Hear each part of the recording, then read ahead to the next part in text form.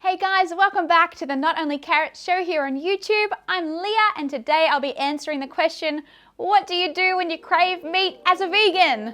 All right, let's get started.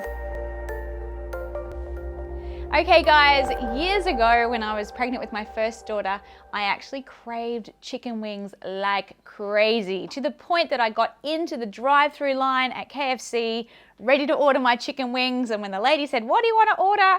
I was so close to saying chicken wings, and I said, "I'll have a small chips," and I got them and I sat in the car park and bawled my eyes out eating my chips because what I really wanted was chicken wings. Now at that time we ate no meat and no dairy. We were still eating eggs, but I was craving chicken wings so badly. Anyway, shared the experience with my husband, who suggested I get on the internet and find out what was in chicken and why my body was craving it. And what we found out is that chicken contains lysine, plus it contains fat and protein. And so we thought, well, what are some vegan alternatives that also contain fat, protein, and lysine? And would you know it? Almonds contain all of those three components. So whenever I got my chicken craving, I'd grab a handful of almonds and eat that instead, and my chicken craving went away. Yay! I was really happy. I was so relieved because it was driving me absolutely up the wall, especially because I was so sure that it was just not a healthy option to eat chicken. So my first recommendation, if you are craving meat as a vegan, is find out what are the nutritional components of that meat product and then search on Google to find out what you could eat instead, but a vegan alternative. So just search vegan food containing iron or lysine or protein, whatever it is that meat would give you. All right, my second recommendation is consider why you're craving it.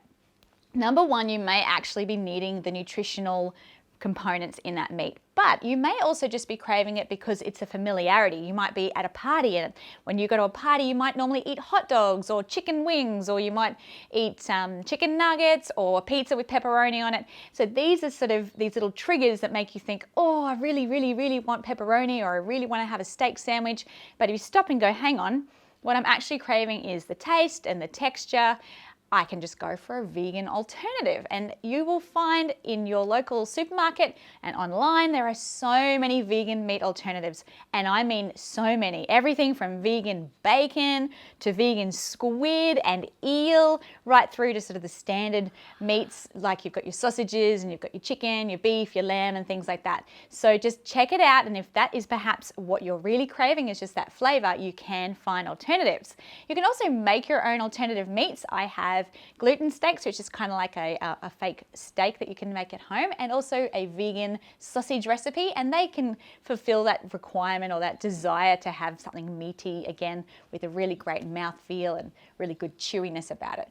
So if you are perhaps struggling with craving meat, please do consider these two options, and also check out my vegan supplements video because you may be lacking in B12, which is a component in animal products, and taking a B12 supplement does not mean that you have failed as a vegan. In fact, a lot of people who are not vegan are also B12 deficient, and they even give B12 supplements to farm animals when they're farmed for meat, because in general B12 is quite low in food. So yeah, check out that video as well. And let me know in the comments below if perhaps you're craving meat and what you're doing to deal with that craving.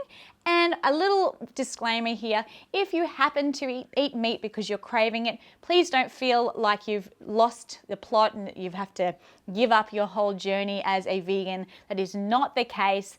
Veganism or a healthy diet is a journey, and you just do your very best as you walk along in the journey. So don't feel like you have to throw your hands up and say, too bad, I'll just give up now. It's not like that at all. Just go, oh well, that was a little bit tricky and I'm going to put some plans in place so it doesn't happen again.